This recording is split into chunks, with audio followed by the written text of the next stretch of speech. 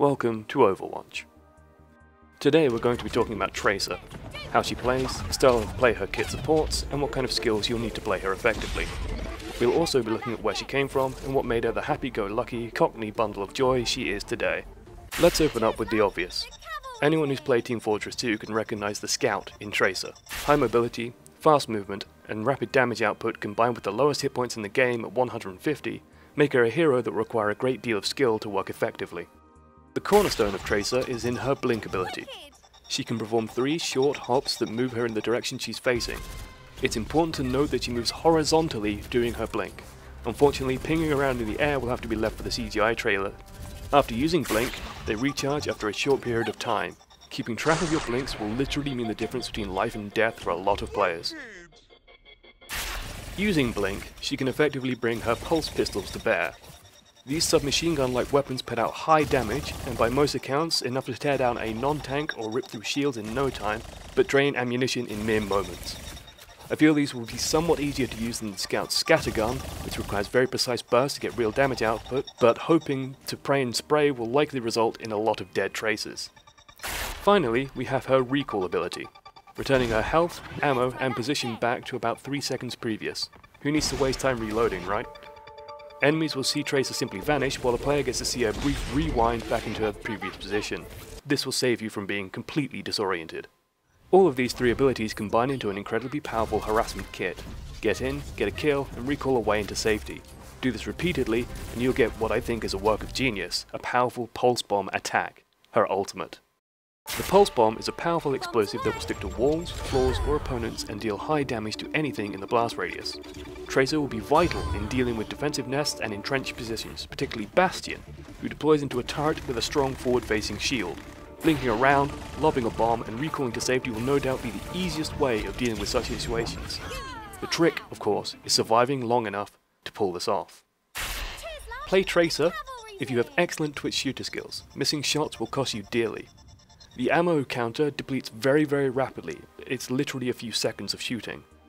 If you miss shots and you haven't got a kill, you'll simply have to recall and wait for your blink to recharge, wasting valuable seconds. Also play Tracer if you enjoy thinking tactically and always on the lookout for flanking opportunities. This is a character that relies on agility and quick movement to survive. You cannot hold up in a direct fight.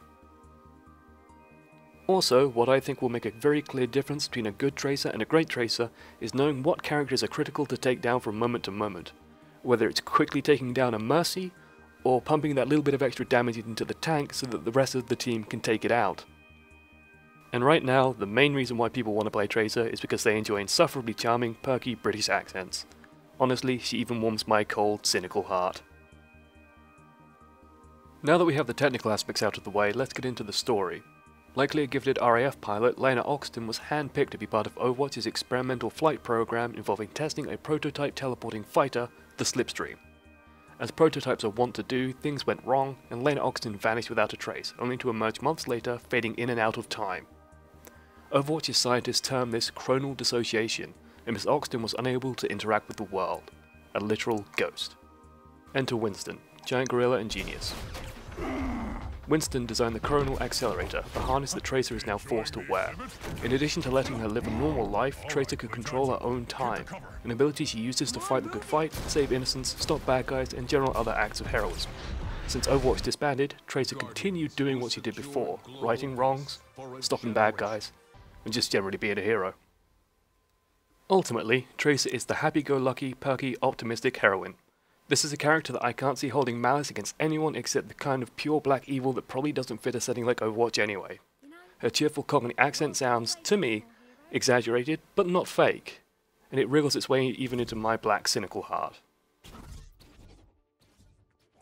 Now, with the facts out of the way and the stuff that we know for sure, let's get to some slight speculation.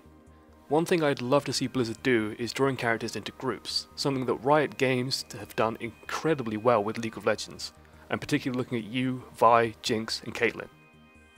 2 obvious, easy relationships for Tracer first spring to mind.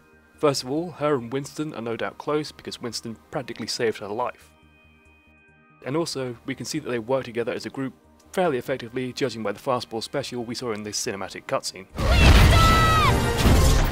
The other relationship that I'd like to see expanded upon is against the other character we saw featured heavily in the CGI trailer, which is Widowmaker. These two, I think, could play off each other spectacularly, with Tracer's infectious, bubbly demeanour contrasting Widowmaker's cold, Ice Queen ruthlessness. The best way of doing this, of course, would probably actually be through in-game dialogue. Characters shouting off one-liners at each other is a quick, beautifully charming way of creating relationships, whether it's in Team Fortress 2 with the Scout relentlessly mocking the Heavy's fatness, or in League of Legends with Jinx shouting fat hands at Vi. I'll exposit longer on the relationship between the two characters on Widowmaker's video, which will come next. Thanks for watching to the end. I am one channel amongst many, and I hope this was the concise little information packet I wanted it to be. If you liked it, do me a favour and hit like. If you want more delivered straight to you, hit subscribe. I know it sucks to be begged at, but it does help. Toodles.